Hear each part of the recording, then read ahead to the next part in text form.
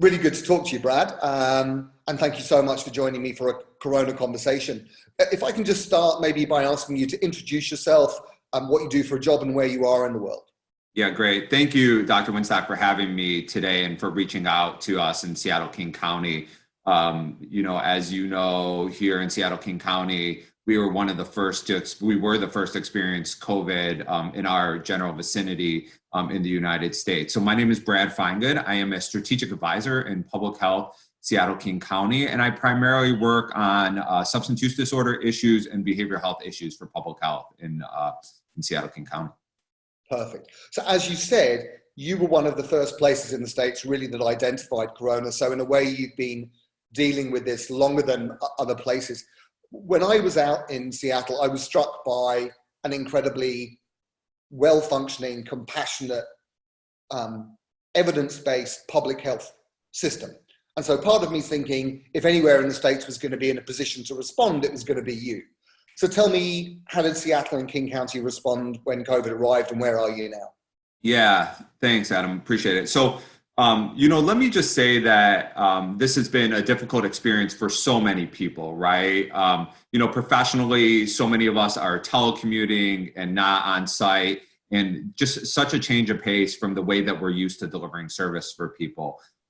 So within that, let me just say that our public health leadership in Seattle, King County has just been it's just been awe-inspiring to me. I mean, they've been amazing. From the second that the first coronavirus, the first COVID-19 case was identified in our region, they leaped into gear and into action, and it has been amazing. And it has been all hands on deck. Everybody has jumped in, hands first.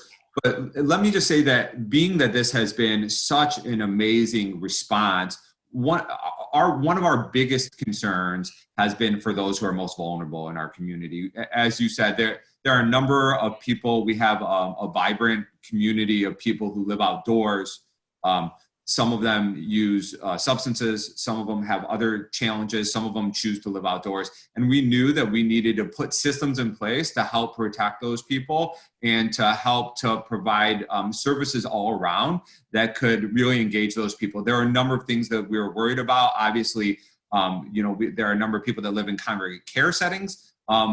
So that was a point of emphasis for us. And then also, as we saw some changes coming down in our behavioral health system, with the more social distancing that was encouraged, we were really worried about increased overdose risk for people who are using drugs. And so there are many different things that we did to put in place to help to try to counter that as much as possible. And so social distancing means people perhaps are using on their own, therefore are more vulnerable to overdose. So in terms of making naloxone more widely available, was there a more kind of expansive rollout? And then the other thing is, was there particular effort at housing some of the homeless population that, you can't help but come across when you're in Seattle downtown? Yeah. So great. So two questions. So let me take the harm reduction. So one of the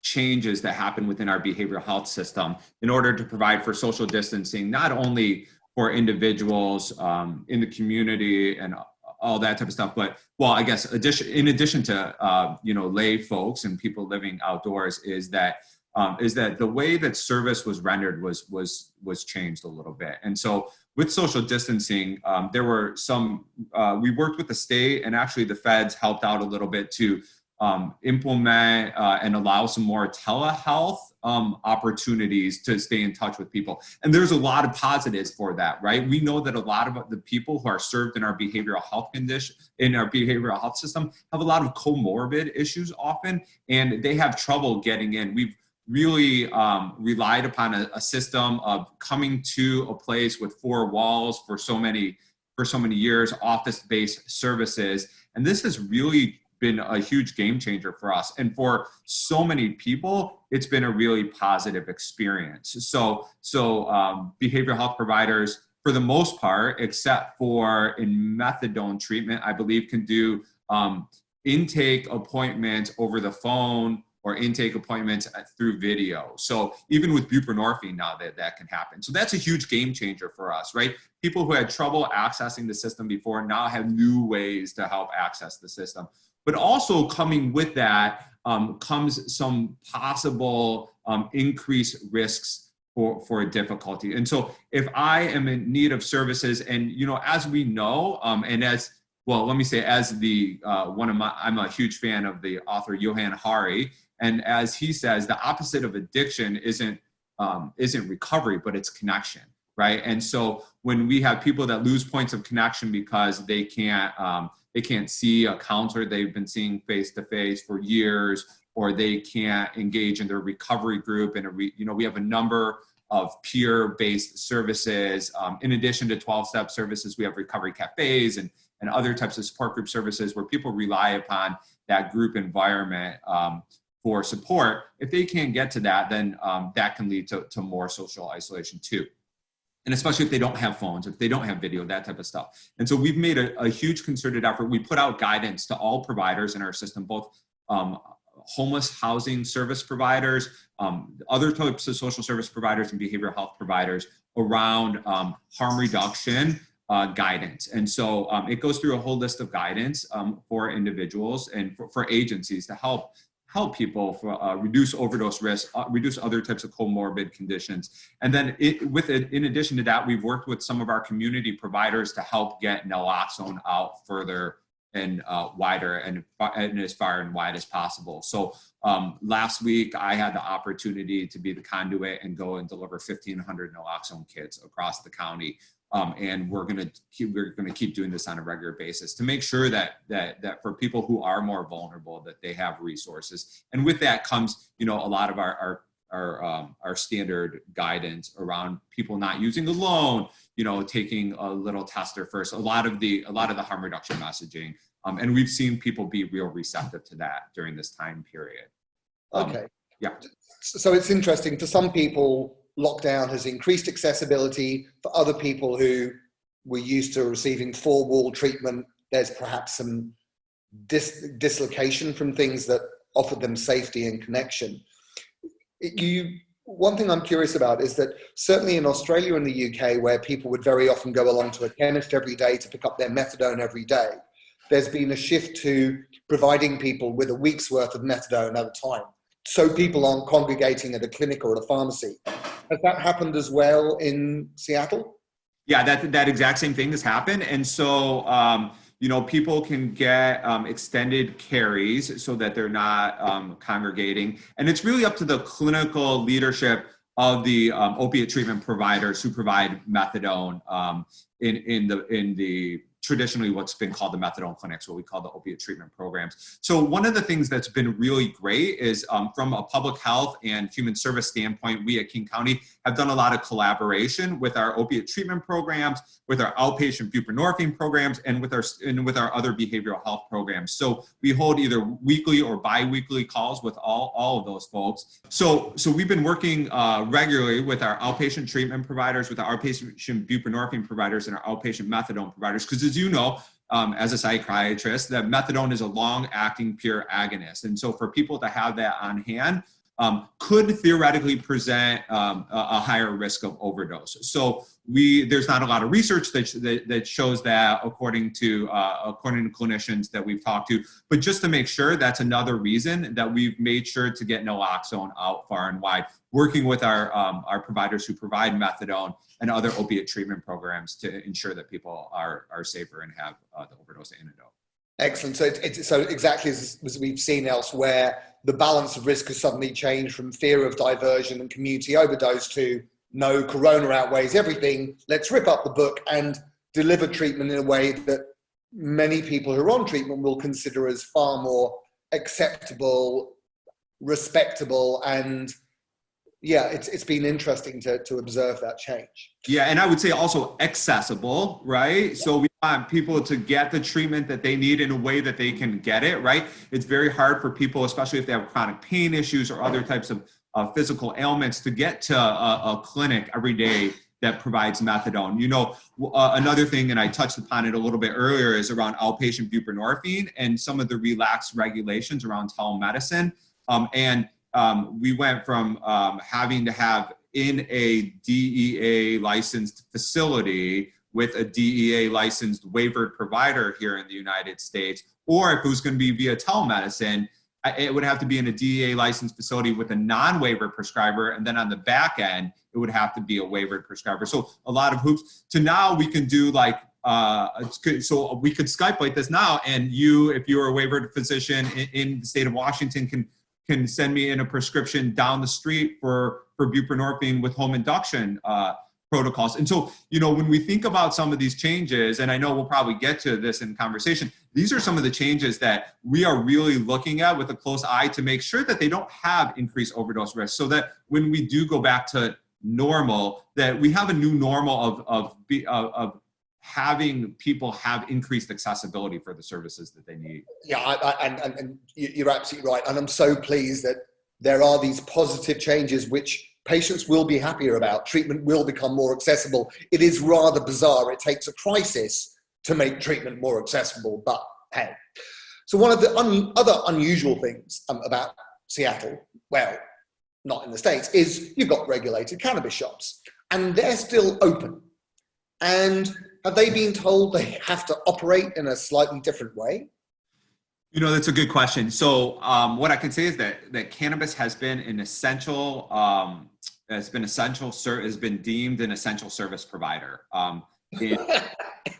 In the state I'm sure if you love your weed, it is an essential service. I get it. I'll keep my comments to myself, but all I know is that when you create a standard for people of acceptability, and in the time of crisis, if you were to take that away from people, I think that would create a lot of issues. And if we were going back to a system of criminalizing this behavior for some drugs, right? I think that could create a lot of reciprocating effects. I don't know a lot. I don't know too much about if service delivery has changed around marijuana and cannabis. What I can say, I know that in some areas, and I'm not quite sure if it's in Washington or in California, I've read about curbside delivery.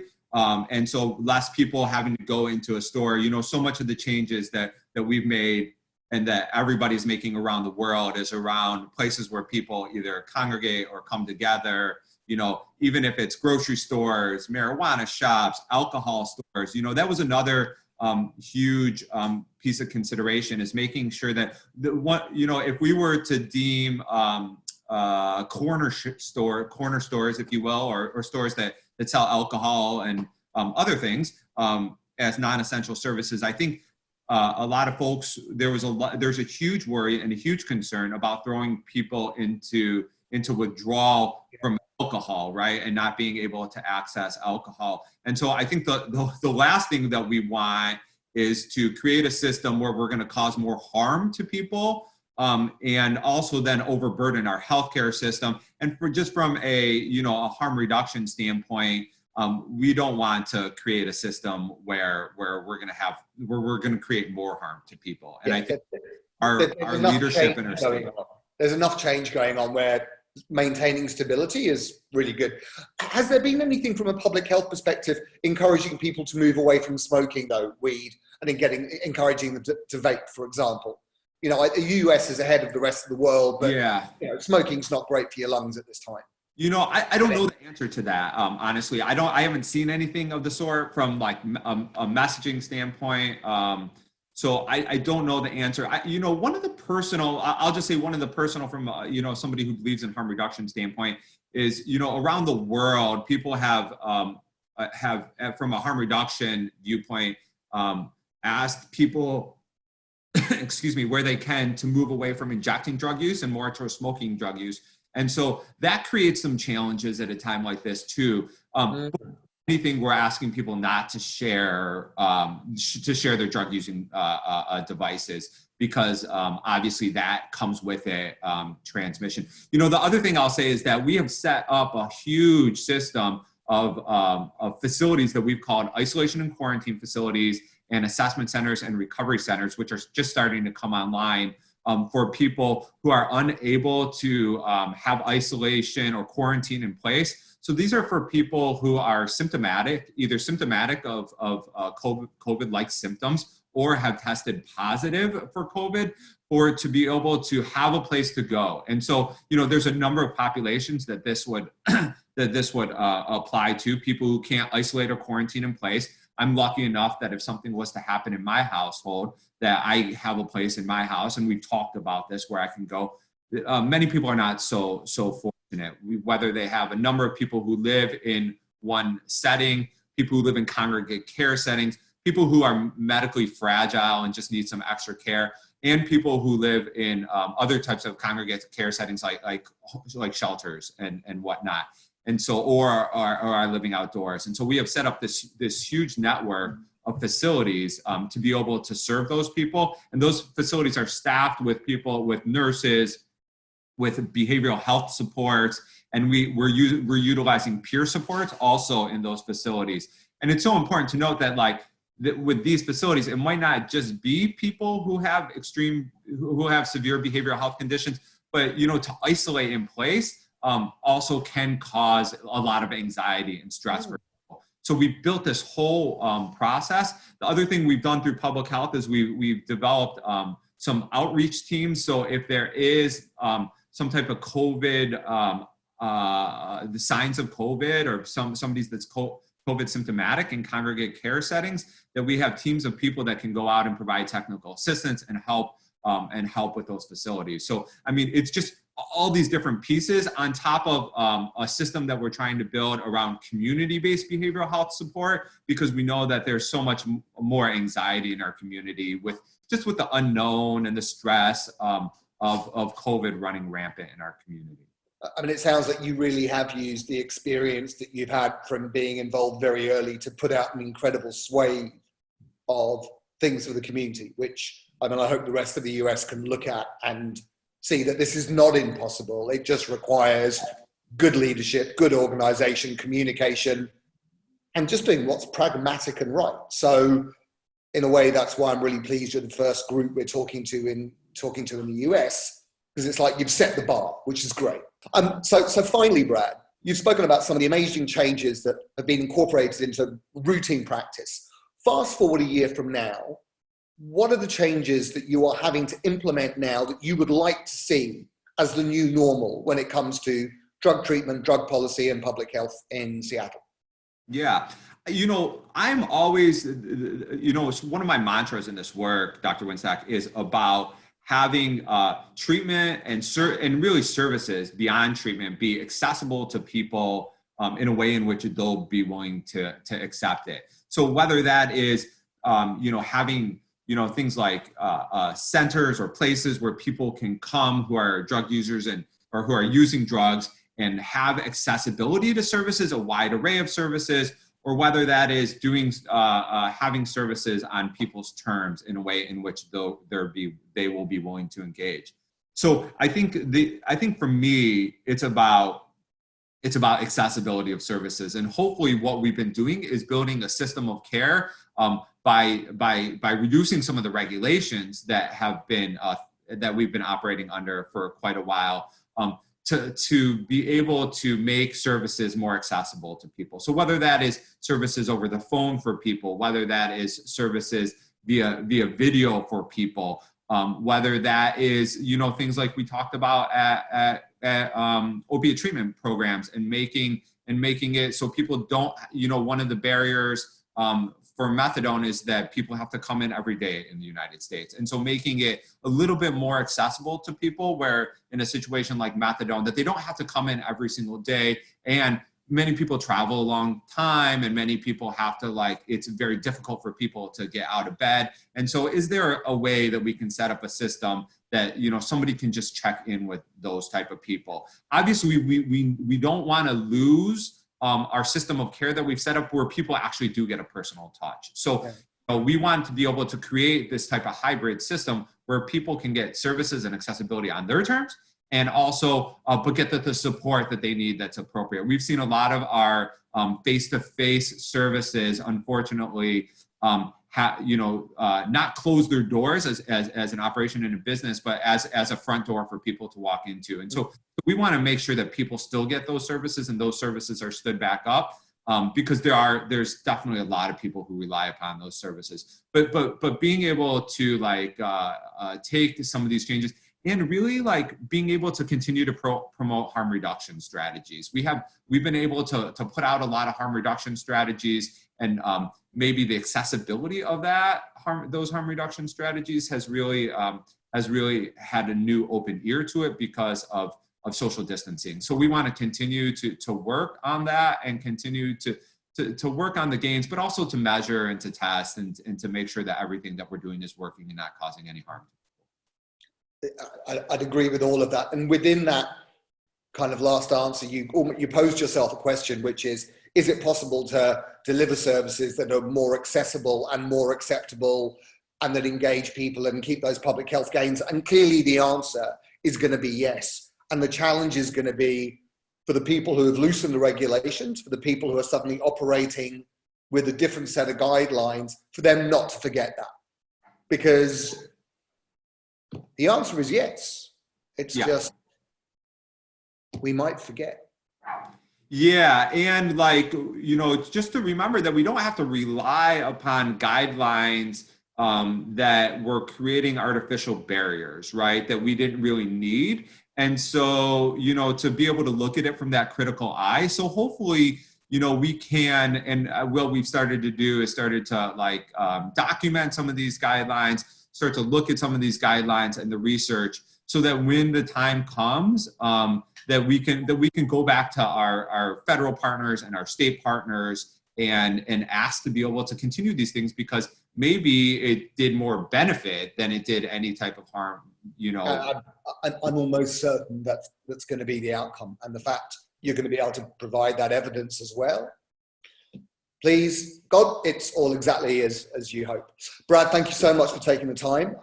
Carry on the good work. We probably want to come back and touch base in a month or so, when hopefully, you're kind of back in the office. But yeah, listen, thank you so much for taking the time, and stay safe, and and to all your colleagues as well. Adam, same to you. Thank you for your time, for your energy. All right. Cheers, Brad. Appreciate it, my friend.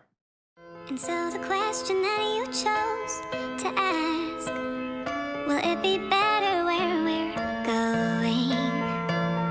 And though the answer I don't know for a fact, still my heart is saying, oh yeah. Still just taking it one day at a time. Still don't know what I'm trying to find. Really I don't mind, cause I'll be fine. Yeah, I'll be fine.